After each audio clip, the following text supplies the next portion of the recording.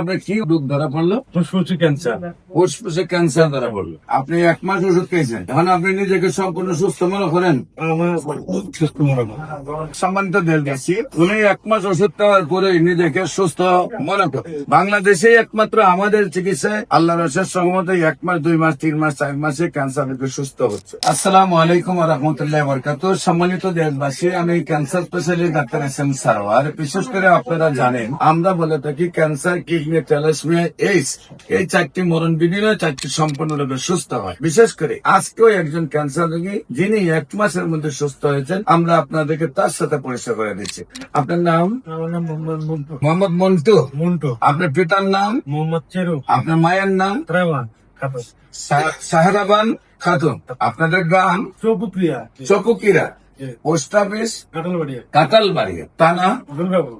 দুর্গাপুর। জেলা? রাজশাহী। রাজশাহী। আপনার কি প্রবলেম হয়েছিল? কোথায় কোথায় চিকিৎসা করেছেন? রাজশাহীতে চিকিৎসা করছি, পপুলাতে করছি। পপুলার করে কোনো ফলাফল পাইনি। রাজশাহী পপুলারে করছেন। পপুলারে পপুলারে করার পর আপনার কি রোগ ধরা পড়লো? ফুসফুসে ক্যান্সার।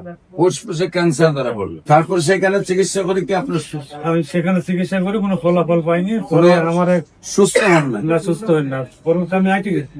পরে আমার এক ভাইয়ের দ্বারা এই জায়গার ঠিকানা পাই, আমি এখানে এসে 1 মাসের বাচ্চা নিয়ে অনেক আর আপনি 1 মাস ওষুধ খেয়েছেন, এখন আপনি নিজেকে সম্পূর্ণ সুস্থ মনে করেন? আমার সুস্থ মনে হয়।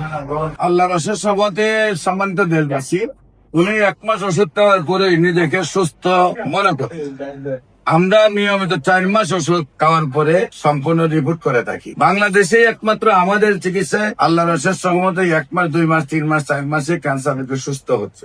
আমার ভাইয়ের সুস্থ হয়েছেন, যেহেতু সুস্থতার চেহারাও দেখা যাচ্ছে।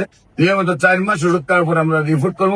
আপনারা দোয়া করবেন আল্লাহ যেন ওনাকে সম্পূর্ণরূপে সুস্থ করে এবং আজীবন যেন উনি সুস্থ থাকেন, এবং যে কোনো প্রয়োজনে স্ক্রিনে দেওয়া নাম্বারে যোগাযোগ করুন। সবাইকে ধন্যবাদ। আসসালামু আলাইকুম ওয়া রাহমাতুল্লাহি ওয়া বারাকাতুহু।